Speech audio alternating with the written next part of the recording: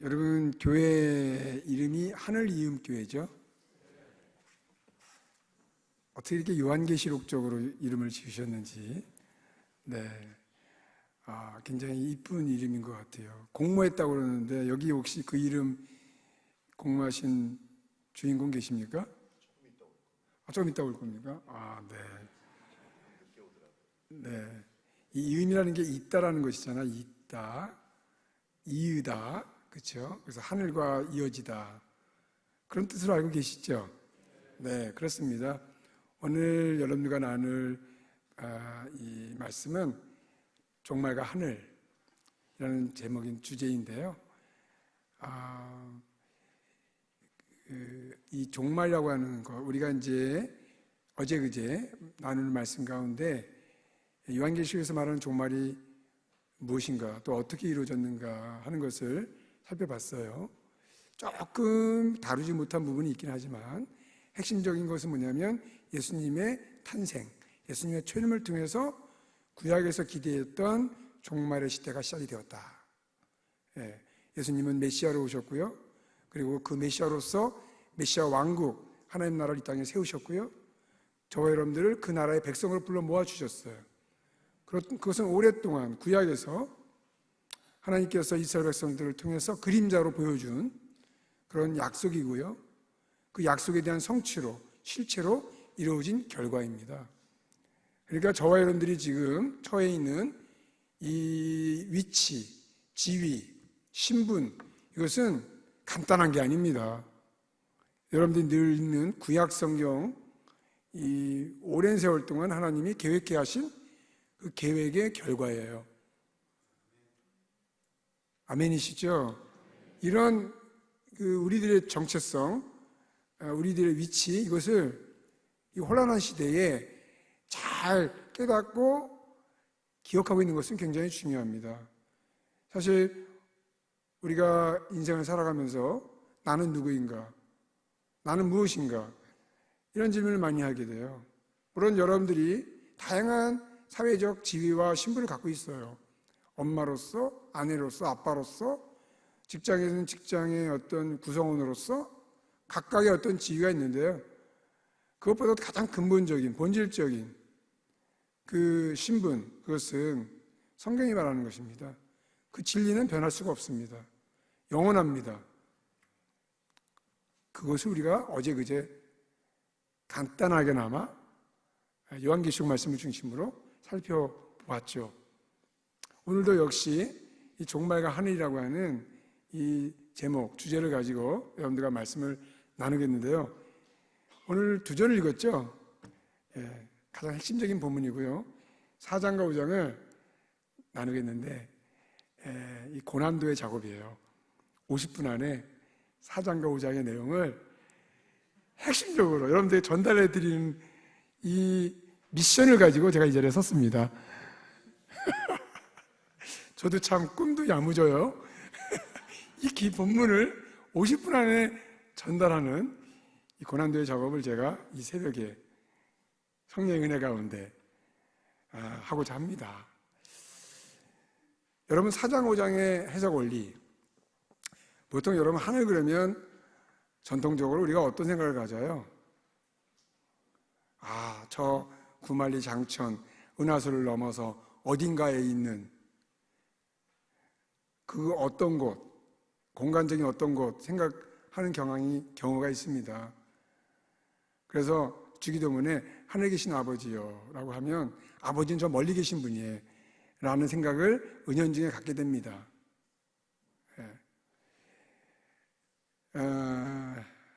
상식적으로 말해서 하나님은 시공간을 초월해 계신 분이죠. 이런 3차원의 공간이 아니죠. 하나님 계신 곳은.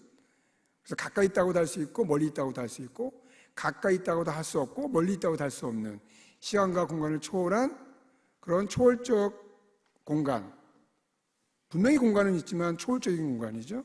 그것을 성경에서는 하늘이라고 말합니다.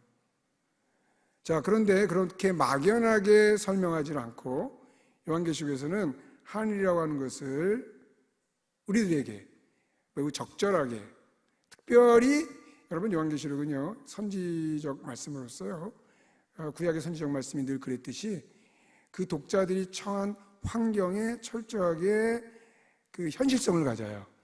현장성을 갖는단 말이에요. 그래서 2장 3장, 그러니까 그 2장 3장에 이제 그 대상이 되는 7개 성도들이잖아요. 그 요한기 전체가 7개 성도들에게 전달되는 편지란 말이에요. 어떤 그 진공 속에서 이 현실 세계와는 관계없는 그런 대상을 놓고 요한계시록에 기록된 것이 아니라 2000년 전에 소아시아에 살고 있었던 구체적인 현재 속에 살고 있는 7개 성도들을 향하여 쓰여진 편지거든요. 그들에게 뭐가 가장 중요한 쟁점이 되느냐?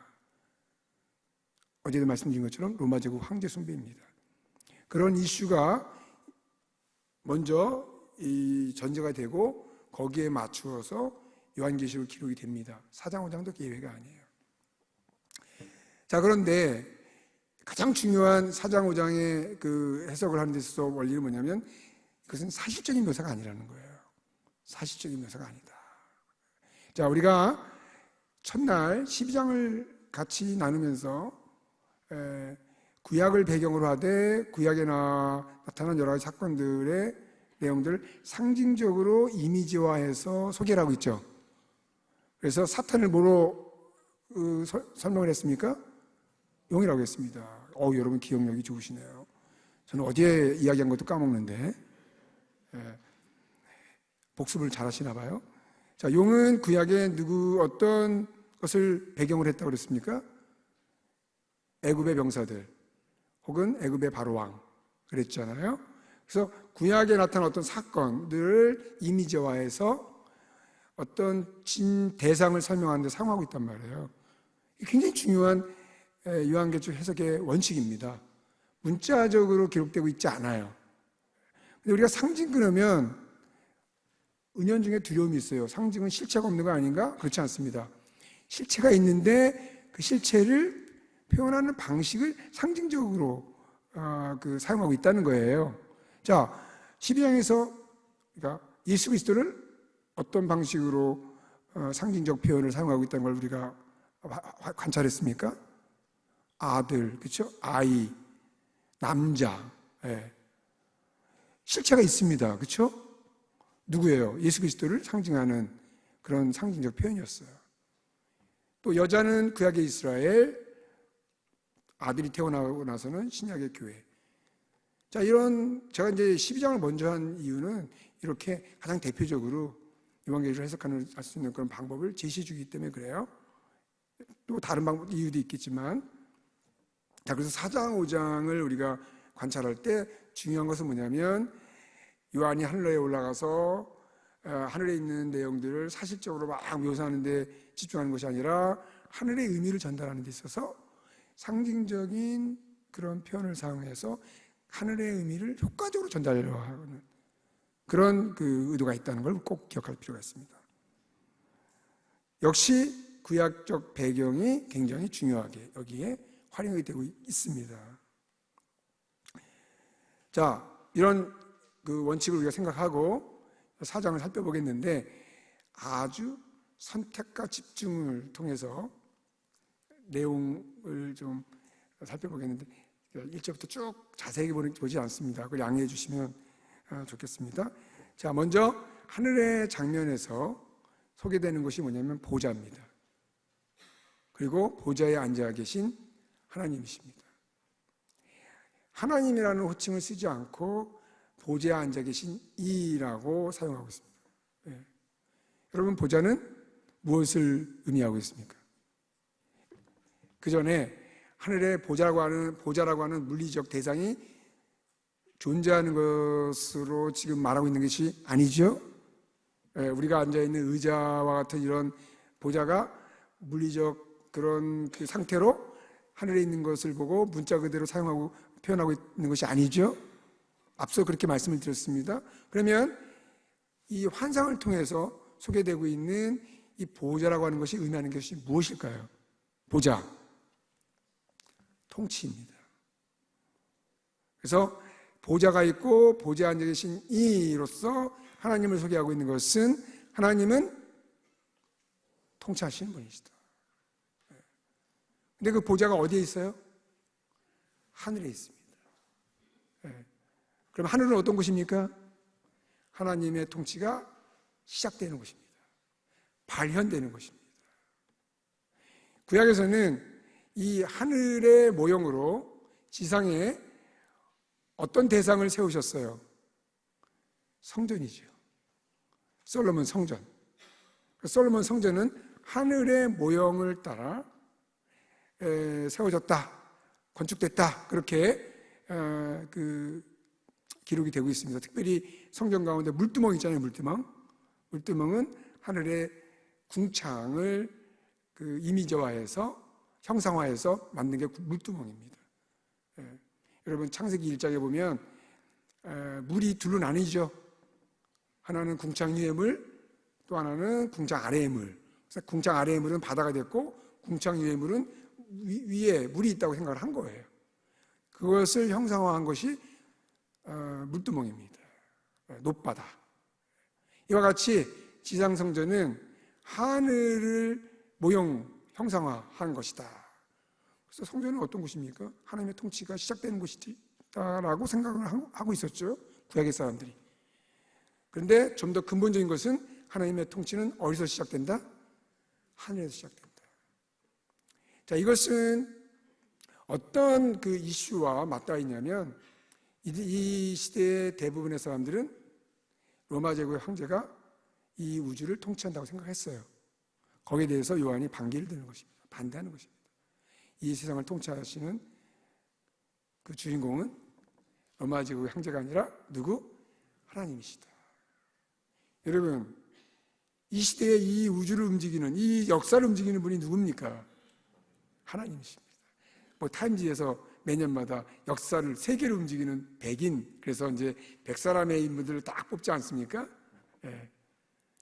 그럴 때 여러분들이 선포하셔야 됩니다. 하나님이 이 우주를 통치하신다. 자, 그러면 여기서 누구를 예배할 것인가? 답이 나오죠? 그래서 이 4장의 첫 번째로 시작되는 그 하늘에 대한 묘사 가운데 보좌와 그 보좌에 앉으신 이라고 할 때 이것은 요한계시록에 있어서 굉장히 중요한 그런 중심된 주제요 내용이다. 이렇게 말할 수가 있겠습니다. 이와 함께 소개되는 것이 24 보호자들과 24 장로들입니다. 그 위에 앉아있는 24 장로들입니다. 자, 여러분, 이 24 장로가 무엇을 의미하는지 아주 쉽게 24라는 숫자를 통해서 우리는 해석을 할 수가 있습니다. 자, 여러분, 24 그러면 어떤 숫자가 금방 여러분들의 생각 속에 떠오르게 됩니까? 어떤 분들은 20 더하기 4라고 합니다. 그럴 수 있죠. 그분의 자유니까. 또 어떤 분들은 10 더하기 14. 근데 이건 아무 의미가 없죠. 의미 있는 숫자로서 12 더하기 10이라는 숫자를 떠올리게 하는 아주 절묘한 수라는 거죠. 자, 우리가 첫 시간에 10이라는 숫자에 대해서 함께 나눈 적이 있습니다. 12. 구약의 12지파, 신약의 12사도. 딱 짝이 맞는 거예요. 예수님이 왜 이 땅에 오셔서 12명의 사도를 뽑으셨는지 제가 첫 시간에 설명을 드렸습니다. 구약의 12지파를 통해서 세워진 이스라엘 백성, 약속이죠. 약속에 대한 성취로 예수님은 12사도를 통해서 세워질 교회를 세우실 것이다. 이런 매우 의도적이고 매우 신학적이고 이런 그 뜻에 의해서 12명의 사도를 세우셨습니다. 그래서 구약이든 신약이든 10이라는 숫자는 하나님의 백성의 수다라고 할 수가 있어요. 여기 24라고 하는 것은 이와 같이 약속으로서의 구약 백성과 그 성취로서의 신약의 백성, 그래서 모든 하나님의 백성을 의미한다. 자, 그들이 어디에 앉아 있습니까? 보좌 위에 앉아 있습니다. 놀랍지 않습니까? 24 장로라고 하는 이 상징적 이미지죠. 문자 그대로 지금 하늘에 24장로가 보좌에 앉아 있는 거 아니죠? 예, 이걸 어떤 진리를 전달하기 위한 상징적 이미지를 사용하고 있어요. 설명드린 대로, 말씀드린 대로 하나님의 모든 백성이 하나님과 같은 보좌 위에, 이게 중요해요. 보좌. 이 보좌라고 하는 단어가 똑같아요. 뭐 낡거나 작거나 어떤 흠이 있거나 그런 것이 아니라 하나님이 앉아있는 그 보좌와 동일한 보좌 위에 하나님의 백성이 앉아 있습니다. 무슨 뜻이겠습니까? 하나님의 통치에 하나님의 백성이 동참한다. 할렐루야. 여러분, 이 보좌에 앉았다는 것, 왕이라는 뜻입니다. 하나님이 왕이신 것처럼 성도들도, 하나님의 백성도 왕이라는 사실이에요. 이것은 최초로 에덴에서 하나님이 아담과 하와를 지으시고 그들에게 뭐라고 말씀하셨어요? 다스리고 정복하라. 원래 이 다스리고 정복할 수 있는 지위, 이것은 누구의 것입니까? 하나님의 것이에요. 하나님만이 통치자이시죠? 근데 그 하나님의 왕적 지위, 통치자로서의 지위를 누구에게 위임하고 계십니까? 하나님의 형상대로 지음받은 인간에게 위임하고 있는 것입니다. 그래서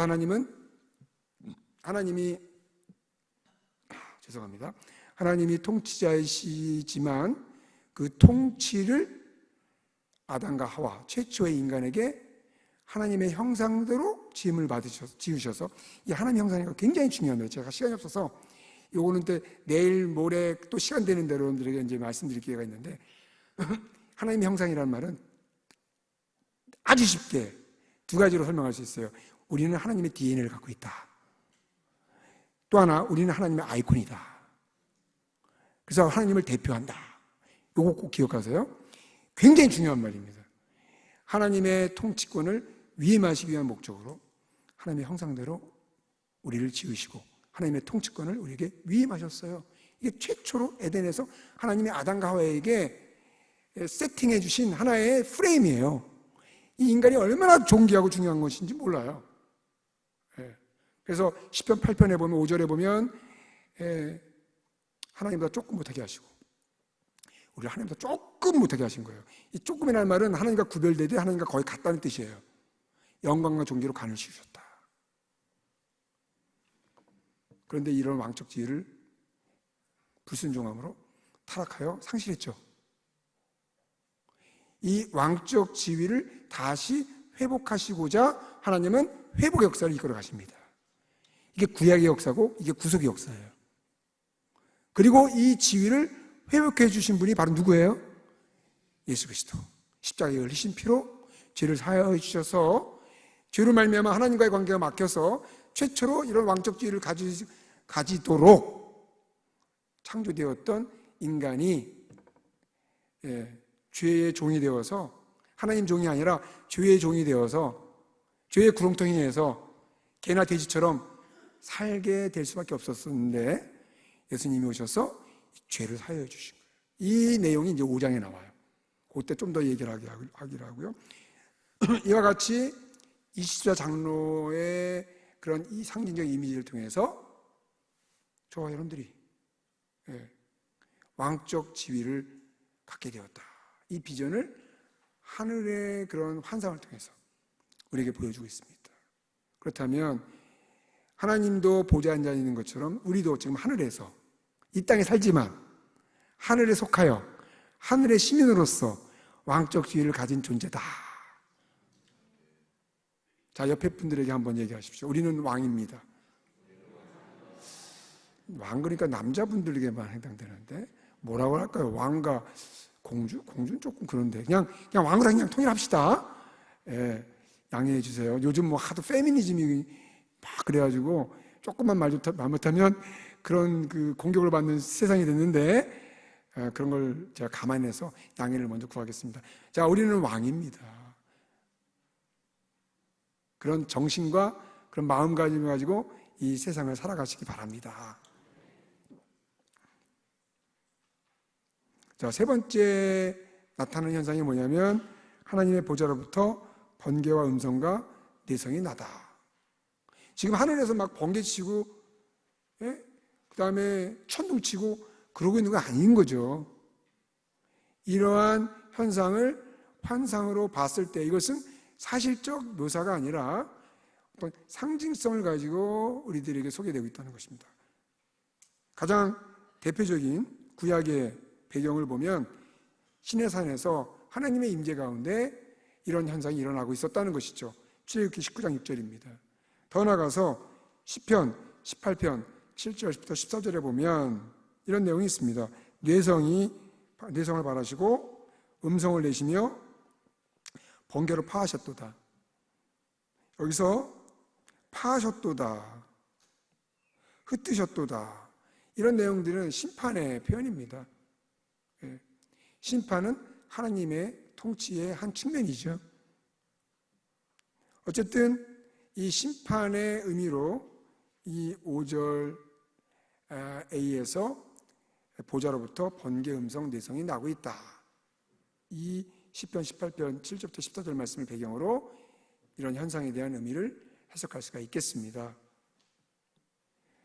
흥미롭게도 이와 같이 비슷한 내용들이 8장 5절, 11장 19절, 16장 18절에도 발생하고 있는 걸 알 수가 있습니다. 하나씩 조금 더 첨가가 되지만 기본적인 번개, 소리, 우레, 번개, 소리, 우레, 번개, 소리, 우레, 번개, 소리, 우레, 이 기본적인 단위는 계속 유지가 돼요.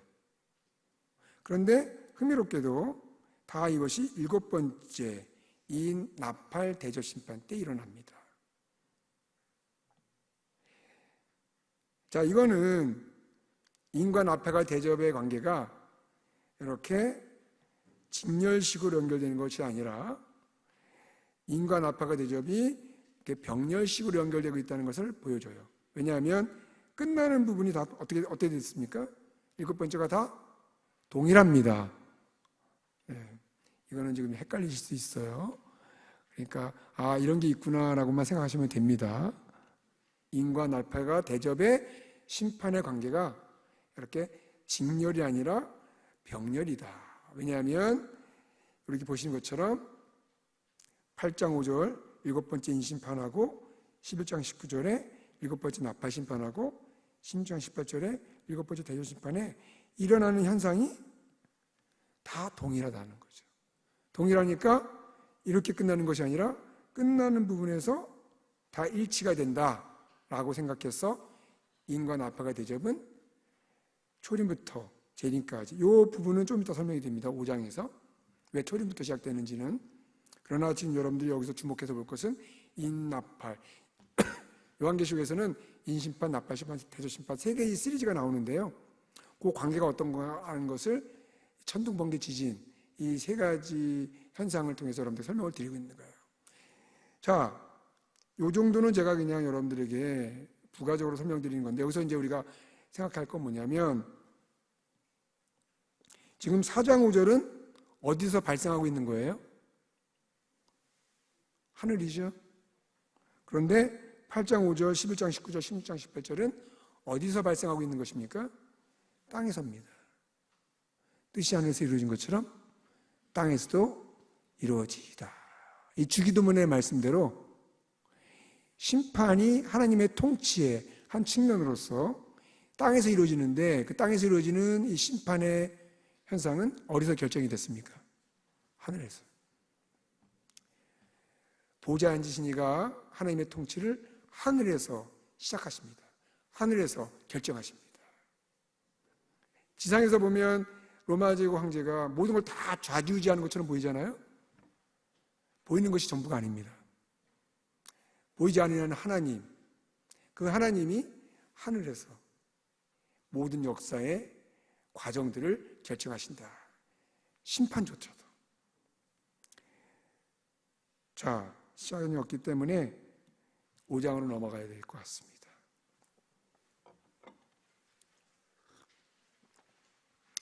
내생물에 대해서는 여러분들에게 이제 그냥 말로 간단하게 말씀을 드릴게요. 내생물이 사람의 얼굴 같고 독수리 얼굴 같고 사자의 얼굴 같고 그 다음에 또 하나가 뭐죠? 송아지. 이 네 생물의 그 특징은 뭐냐면 대표성입니다. 사자는 맹수들의 대표고요. 그 다음에 소는 가축의 대표고요. 사람은 말할 것도 없이 모든 만물의 영장이고요. 그 다음에 독수리는 날아다니는 짐승의 대표죠. 거기에다가 4라는 숫자, 사는 우주적 의미를 갖습니다. 우리말에 죽을 사자 그래가지고 사는 죽음이라고 하는 걸 생각하는데 사실은 성경적인 그런 그 배경에서는 사라는 숫자는 우주적인 의미를 가져요. 그래서 요한계시록에 오면 모든 민족, 모든 나라, 모든 백성, 모든 방언 4번 반복해요. 우리말에도 사실은 이게 죽을 사자만 있는 게 아니에요. 사방에서 온다 그럴 때 모든 곳에서 온다는 뜻을 또 가지기도 합니다. 자, 그래서 이 대표성과 우주적 의미라는 걸 결합을 해서 내생물이 의미하는 것은 뭐냐면 모든 피조물을 의미해요. 그 모든 피조물이 하늘에 있습니다. 이것은 무엇을 의미하겠습니까? 하나님은 하늘에서 창조 사건을 결정하셨다. 이것은 동시에 새 창조에 대한 기대를 갖게 됩니다. 자, 이 정도 설명을 드리고요. 그 다음에 5장으로 넘어가겠습니다. 이 5장의 중요한 이슈는 뭐냐면 누가 책임을 뗄 것이냐. 1절에 이렇게 시작이 됩니다. 보좌에 앉으신 이의 오른손에 책이 있다. 보좌에 앉으신 이 4장에서 충분히 설명이 됐죠.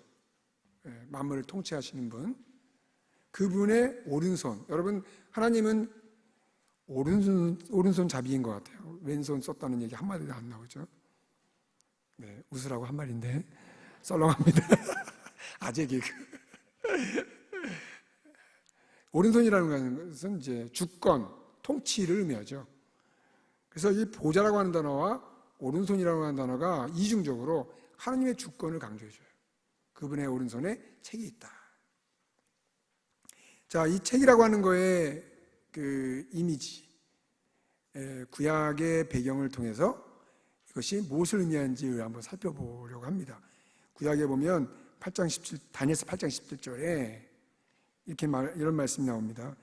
그가 나의 선 곳으로 나와봤는데 그 나올 때에 내가 두려워서 얼굴을 땅에 대고 엎드리며 그가 내게 이르되 인자야 깨달아 알라 이 이상은 정한 때에 끝에 관한 것이니라. 두 번째, 가로되 진노하시는 때가 마친 후에 될 일을 내가 내게 알게 하리니 이 이상은 정한 때 끝에 관한 일임이니라. 하나님이 다니엘에게 이상, 환상을 보여주셨는데 그 환상의 내용이 끝에 관한 것이다. 종말에 관한 것이다. 자, 이런 내용이고요. 그 다음에 8장 26절에 보면 같은 8장입니다. 이미 말한 바 주야에 대한 이상이 확실하니 너는 그 이상을 간수하라. 이는 여러 날 후의 일임이니라. 여기 새로운 단어가 등장해요. 이상을 간수하라고 합니다. 12장 4절 한번 같이 읽겠습니다. 12장 4절. 자, 시작.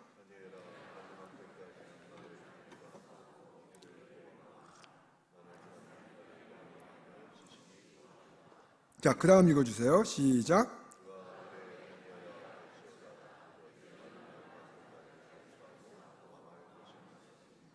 네, 8장 17절 19절에서는 하나님 보여주신 이상이 끝에 가는 것이다, 종말에 가는 것이다 라고 되어 있고요. 그 다음 8장 26절, 12장 4절, 12장 9절에서는 간수하라, 봉함하라. 간수하고 봉함하라. 좀 더 보충해서 설명하고 있습니다. 언제까지 간수하고 봉함하라고 되어 있어요? 마지막 때까지. 자, 이것은요 간단하게 말씀드리면 뭐냐면 하나님이 이상과 말씀을 통해서 다니엘에게 계시해 주셨는데 그 말씀은 마지막 때까지는 마치 봉함된 책처럼 오픈되어 있지 않은 상태에 있다가 알려지지 않은 상태에 있다가 마지막 때가 되면 그 말씀과 환상의 내용이 성취가 되어서 누구든지 알 수 있게끔 드러나게 될 것이다. 그런 의미예요. 마지막 때까지 간수하고 봉함하라. 이걸 뭐 물리적으로 책을 황하에 넣어서 땅에 묻으라는 뜻이 아니고요. 하나님이 말씀과 환상을 통해서 종말에 대해서, 특별히 다니엘서의 중요한 주제는 하나님 나라의 도래입니다. 우리가 어제도 2장의 느부갓네살 왕의 꿈을 통해서 그 하나님 나라가 종말에 올 것이다, 그런 내용이라고 말씀을 드렸잖아요. 다니엘서의 주제는 하나님 나라가 종말에 도래할 것이다 라고 하는 것인데, 이 말씀을 통해서 그것은 종말이 오기 전까지는 온전히 그 실체를 드러내지 않을 것이다.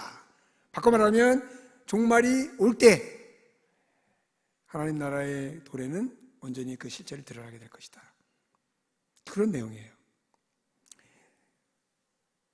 그러니까 책이 열려진다라고 하는 것은 어떤 시점이 왔다는 뜻입니까? 종말이 왔다는 거예요. 자, 이 다니엘서의 말씀을 받아다가 지금 요한계시록에서 그 인터랙션, 이 상호작용을 하고 있는 거예요. 이것과 대화를 하고 있는 거예요. 그래서 2절 3절에 보면, 2절에 누가 책을 펴며 이를 떼기 합당하냐, 이런 내용이 나옵니다. 누가 책을 펴며 이를 떼기 합당하냐. 자, 다니엘서 우리가 방금 읽었던 내용에 의하면 이 책은 언제까지 봉함되어 있어요? 마지막 때까지, 종말의 때까지.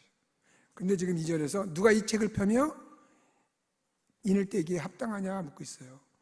이 책의 인을 뗄 때가 온 거죠. 다시 말하면 종말의 때가 온 거예요.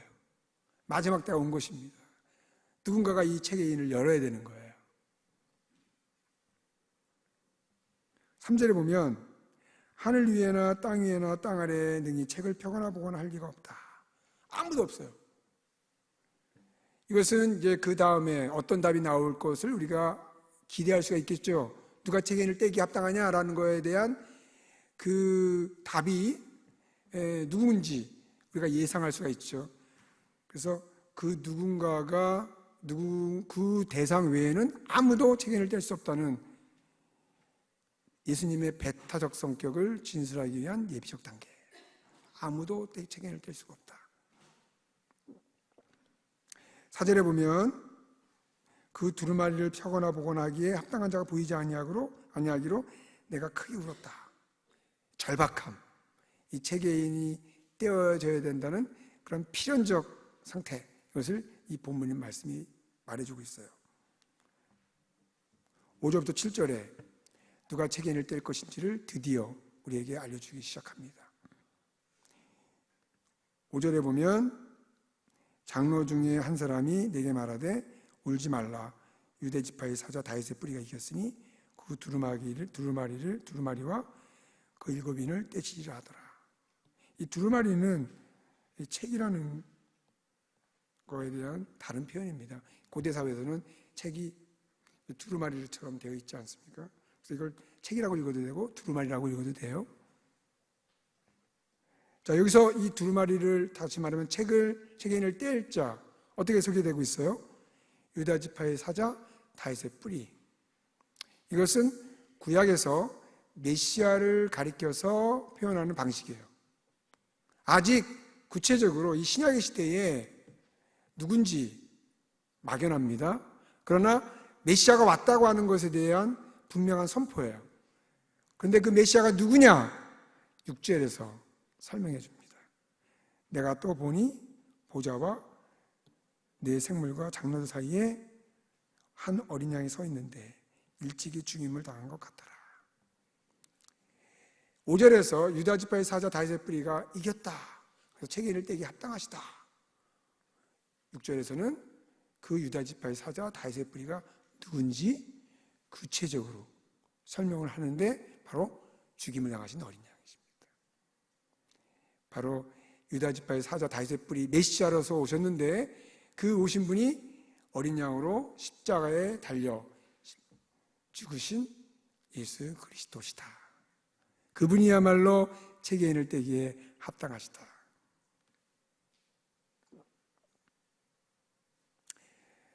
여기 이제 성도들의 기도가 나와요. 8절에 갑자기 기도의 주제가 나옵니다. 근데 이것은 생략하겠습니다. 지금 14분 남았기 때문에 조금 더 속도를 내겠습니다. 자, 9절과 10절에 이런 내용이 나옵니다. 이 체계를 떼기 합당하신 어린 양에 대한 소개가 나오고요. 거기에 대한 반응으로서 새 노래가 불려지게 되는데 9절, 10절 한번 같이 읽겠습니다. 자, 시작. 그들이 새 노래를 불러 이르되 두루마리를 가지시고 그 인봉을 떼기에 합당하시도다. 일찍이 죽임을 당하사 각 족속과 방언과 백성과 나라 가운데서 사람들을 피로 사서 하나님께 드리시고 그들로 우리 하나님 앞에서 나라와 제장을 삼으셨으니 그들이 땅에서 왕노릇 하리로다 하더라. 자, 앞서 누가 책임을 떼기 합당하냐, 그 말은 다니엘서를 배경으로 하면 누가 종말을 돌이키게 하기에 합당하냐, 누가 하나님의 나라를 이 땅에 돌이키게 하기에 합당하냐, 그 질문을 하고 할 수 있겠죠. 왜냐하면 다니엘서에서 주제가 하나님 나라의 종말적 도래이고 그것이 마지막 때가 되기까지는 그 실체를 드러나지 않을 것이다 라는 의미로 책을 봉함하라 간수하라, 마지막 때까지 봉함하라, 그렇게 되어 있었는데 요한계시록 5장에서 그걸 받아다가 그럼 누가 책임을 떼기 합당하냐라고 묻고 있는 거예요. 종말의 시대가 온 거죠. 누군가가 이 종말의 시대에 하나님 나라를 돌이키게 할 것인데 그게 누구냐? 바로 5절과 6절에서 유다 지파의 사자 다윗의 뿌리, 메시아로서 오신, 그래서 메시아로서 오셔서 십자가에 죽임을 당하신 어린 양 예수 그리스도시다. 자, 이런 내용으로 앞의 내용에서 설명하고 있어요. 그것을 이 9절과 10절에서 요약하면서 좀 더 새로운 설명을 좀 더 덧붙이고 있습니다. 그 인봉을 떼기 합당하시도다. 왜냐하면, 왜 그 인봉을 떼기 합당하냐면 일찍이라는 것은 이미라는 말이에요. 이 죽임을 당했다는 것이 현재 완료형인데 완료형을 번역하다 보니 일찍이라는 말을 썼는데 차라리 이미라는 말이 좀 더 적절합니다. 이미 죽임을 당하사, 요한이 보고 있는 그 순간에는 이미 죽임을 당한 상태예요. 당하사 각 족속과 방언과 백성과 나라 가운데서 사람들을 피로 사서, 여기 방언과 족속과 방언과 백성과 나라 가운데서, 이것은 구약에서는 구원의 대상이 이스라엘에게만 제한이 되었었잖아요. 이제 종말의 시대에는 모든 사람이 하나님의 구원의 대상이 됩니다. 그런데 모든 사람이 구원받는 것이 아니라 그 중에서, 그래서 이 가운데서 그 사람들로부터 사람들을 피로 샀습니다. 자, 피로 샀다는 것은 대속이죠. 피로 샀다는 것은 사기 전에는 그 대상이 어떤 상태에 있다는 거예요? 종의 상태, 죄의 종의 상태, 사탄의 종의 상태였다는 거죠. 그런 상태에 있었는데 하나님이 그 어린 양을 보내셔서 십자가에 흘리신 피로 죄의 값을 치르시고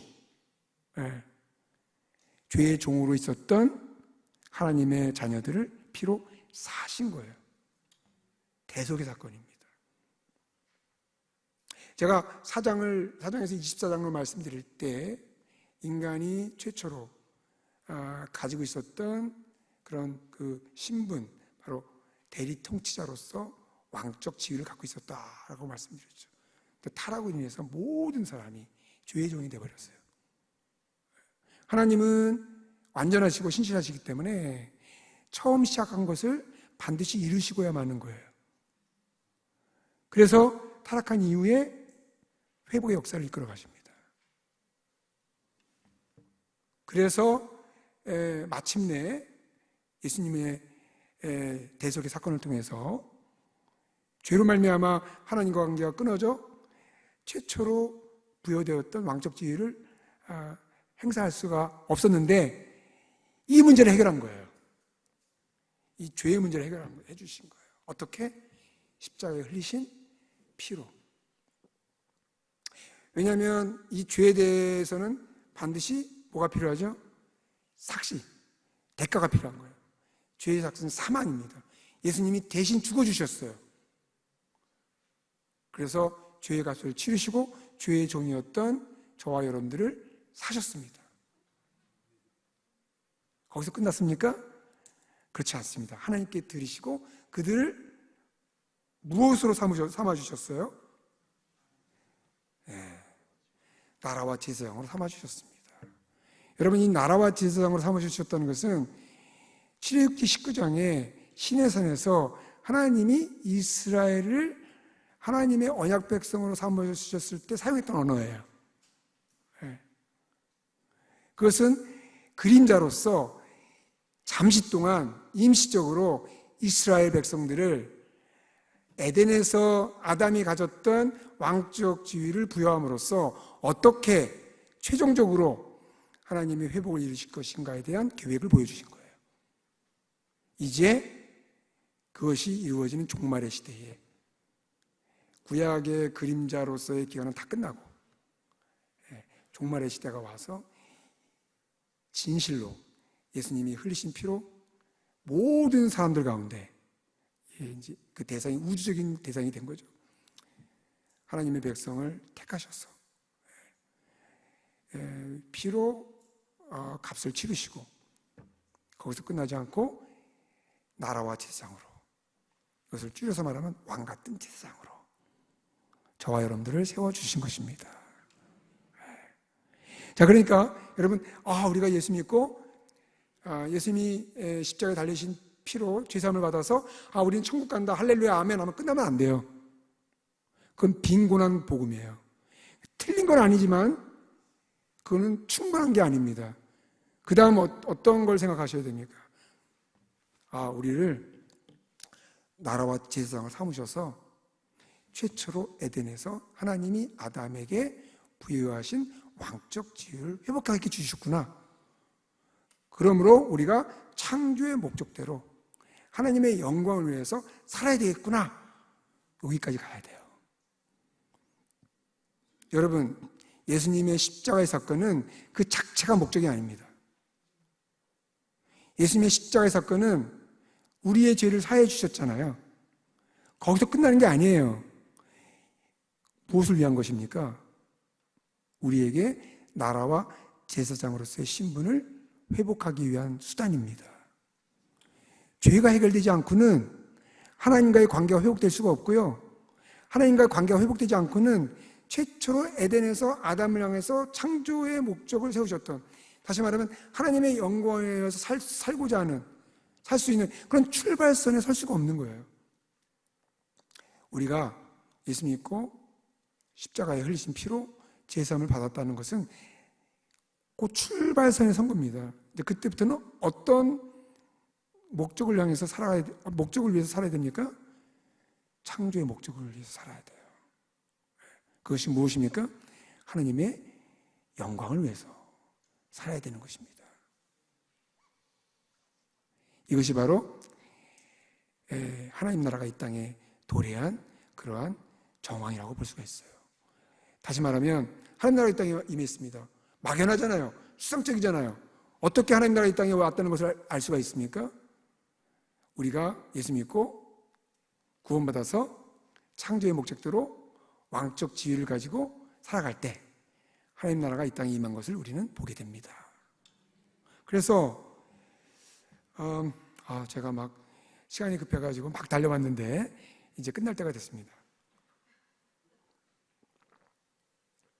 5분 안에 말씀을 정리하겠습니다. 여기 보면 책을, 그 인봉을 두루마리를 가지시고 책을 가지시고 그 인봉을 떼기 합당하시도다 이렇게 말씀하셨는데, 다시 한번 복습하면 다니엘서 8장과 12장 말씀을 배경으로 해서 이것은 종말의 시대에 하나님 나라를 도래하게 하기에 합당하시도다, 그런 말씀이 아니겠습니까? 왜냐하면 다니엘서의 8장과 12장에 책의 인을 뗀다는 것은 종말에 이루어지는 것이고, 그것은 종말에 하나님 나라가 임할 것이라고 하는 그런 약속이지 않습니까? 그것을 예수님이 해주신 거예요. 왜냐하면 그 이유에 대해서 이야기합니다. 예수님께서 십자가에 죽으심으로 거기서 끝나지 않고 그 흘리신 피로 죄의 종이 되었던 우리들, 저와 여러분들을 사셔서 하나님께 드리셔서 무엇으로 삼아주셨어요? 나라와 제사장으로 삼아주셨다. 그래서 우리가 왕같은 제사장으로서 이 땅에서 왕노릇 할 수 있게 되었다는 것입니다. 이것이 바로 하나님의 나라가 다니엘서의 말씀의 약속대로 이 땅에 임한 아주 중요한 증거가 되는 것입니다. 그러니까 하나님 나라가 이 땅에 임해 있습니다. 이 땅에 하나님 나라가 존재합니다. 우리가 아무리 이야기해도 우리가 왕같은 제사장으로서 살지 않으면 이 하나님 나라의 임재의 증거가 체험될 수가 없어요. 그러면 어떻게 하는 것이 왕같은 제사장으로 사는 것입니까?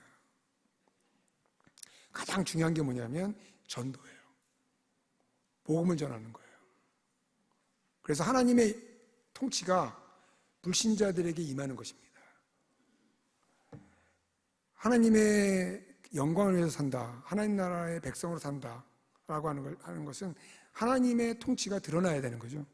근데 가장 하나님의 통치가 드러나는 현장이 어디예요?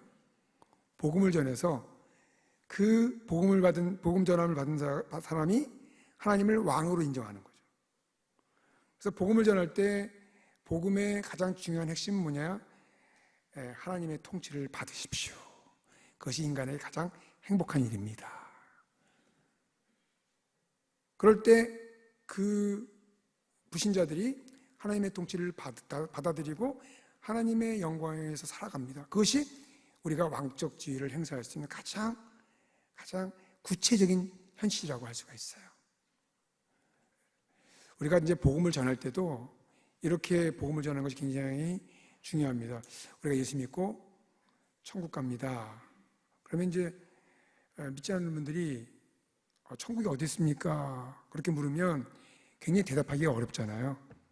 그러지 마시고 복음을 전할 때 예수 믿고 천국을 누리십시오. 천국이 이 땅에 임해 있습니다. 그럼 천국이 어디 있습니까? 저를 보십시오. 제가 천국을 누리고 있습니다.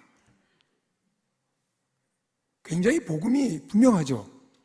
그게 진리예요. 천국이 임해 있어요. 물론 우리가 예수 믿고 죽어서 가는 천국, 그것과 임한 천국이 다르지 않습니다.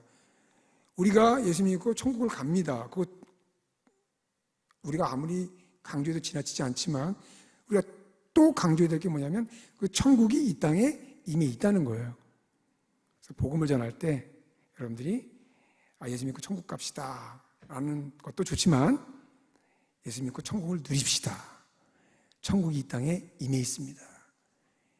이것이 바로 왕 같은 제사장으로서 이 땅에서 하나님의 영광을 위하여 살아가는 그런 현장이라고 할 수가 있어요. 또 한 가지 우리가 왕 같은 제사장으로 살아가는 또 하나의 방법은 뭐냐면 우리가 서로 성도들끼리 서로 섬기는 것입니다. 섬김을 받으려고 하면요 거기에 하나님의 통치가 임하지 않아요. 우리가 서로를 섬길 때 거기에 하나님의 영광이 임할 줄 믿습니다. 제가 두 가지 방법을 말씀드렸어요. 우리가 왕 같은 제사장이 되었는데 창조의 목적대로 하나님의 영광을 위해서 살아가야 되는데 구체적인 방법. 첫 번째는 전도예요.